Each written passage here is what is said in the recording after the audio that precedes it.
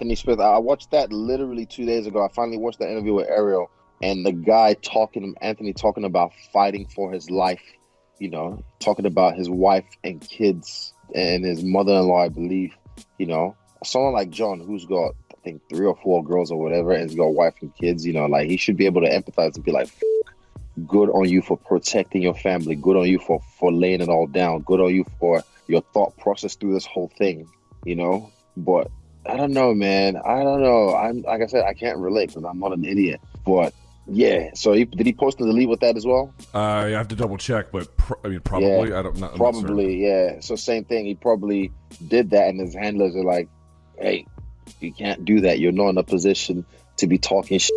Oh yeah, delete, and then he'll just the fakest motherfucker, man. Like I keep saying, he's just the whitest black guy you've ever met. Like he's not. The way he conveys himself, he's so washed. He's washed up, but he's also so. What do you mean by washed? Washed, like whitewashed almost. Like he's trying to appease what he thinks is massa. I've seen that through his whole career. Like he's done it till that video came out. He put "You Still There," and then like the illusion got broken a little bit, peep into the cracks for the first time through the viewer's eyes. And then eventually people started seeing the crumble, like, this motherfucker's fake, and they could smell it for years that this guy is fake. DC being saying it's fake. All his peers being saying it's fake. He's one way on TV, but another way in real life. And look, I agree with keeping your real life and your personal life separate, because I've done that with this shit.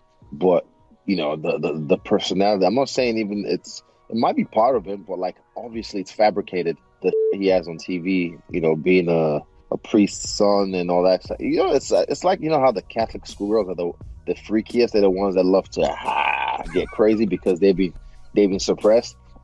That's Jones. Jones is a Catholic schoolgirl because he's probably suppressed his whole life, and he got a little bit of change, a little bit of notoriety, a little bit of status at a young, dumb age. Then he just like going all crazy and sucking every dick in town.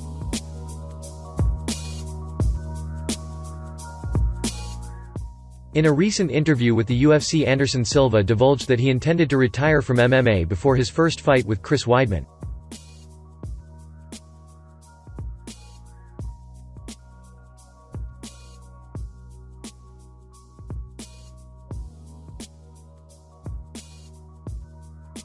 In the end, the UFC managed to convince Silva to defend his title against Weidman by offering him a new Bentley Continental GT. Silva ended up losing his fight with Weidman via a shocking second-round knockout. Weidman's longtime coach Ray Longo recently caught wind of these comments from Silva, and did not hold back in his response.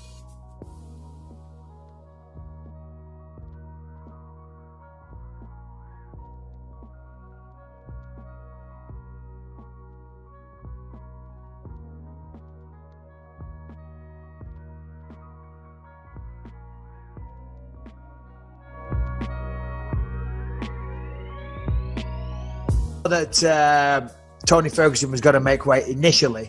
Now what I'm about to say doesn't necessarily stand, because obviously it's been moved to May 9th, right? They're going to do the fight card on May 9th. But I thought he's doing it to get paid, because if the UFC books you for a fight, they send out fight agreements, bout agreements, right? You sign a contract for every one of your fights, and it is in there. It is stipulated in the contracts that you have to make weight to receive your money. Now, obviously, sometimes if it happens fight week, and the UFC may do you a solid and say, listen, don't worry about making weight. We'll take care of you. It's not your fault your opponent, got injured or is sick or whatever. But if he wanted to collect payment on that, he would have to make weight. So I thought to myself, that's why he's doing it. But now with the fight rescheduled against Gagey on May 9th, he's definitely not going to get paid twice just for making weight. So I don't really understand his motivation there, other than he's a peculiar gentleman, and he's like, you know what, I'm going to make weight. And I kind of like it. It's kind of badass. It's definitely out there. You're definitely out of your mind. It's definitely one of the hardest things you'll ever do, cutting weight. And I don't know how much of a weight cut he has, but he's not the... I think he said he weighed 178 fight week, right? 179 maybe, Harrington?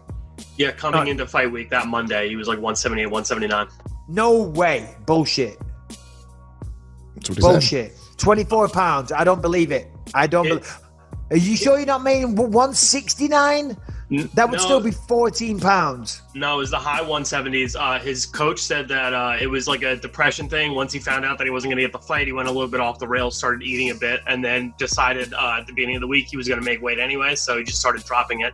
I think it was 16 pounds he lost the day before or something like that. I'm going to call bullshit on that. I think that's bullshit. I don't believe it one little bit, because he was meant to be fighting Khabib in a highly anticipated fight. He was supposed to be, finally getting his title fight for the undisputed belt, taking on Khabib. So highly anticipated, right? The world's looking forward to it. Oh, it's been booked so many times. And you're telling me he was going to come in that fucking heavy? I don't buy that for one fucking second. Former UFC welterweight champ Tyron Woodley recently expressed interest in a fight with UFC middleweight champ Israel Adesanya.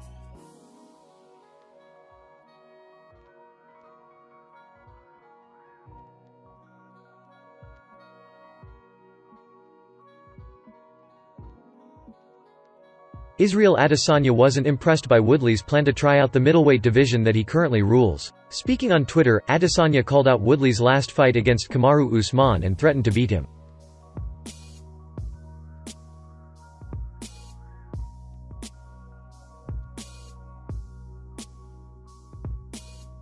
After this response from Adesanya, Woodley quickly fired back, accusing the middleweight champ of being afraid, terrified of power.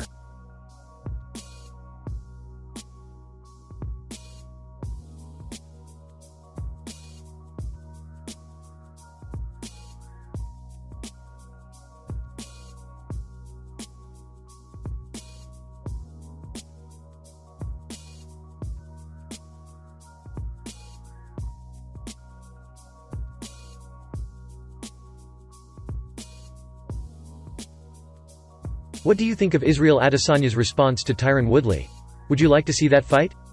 Leave your comments below.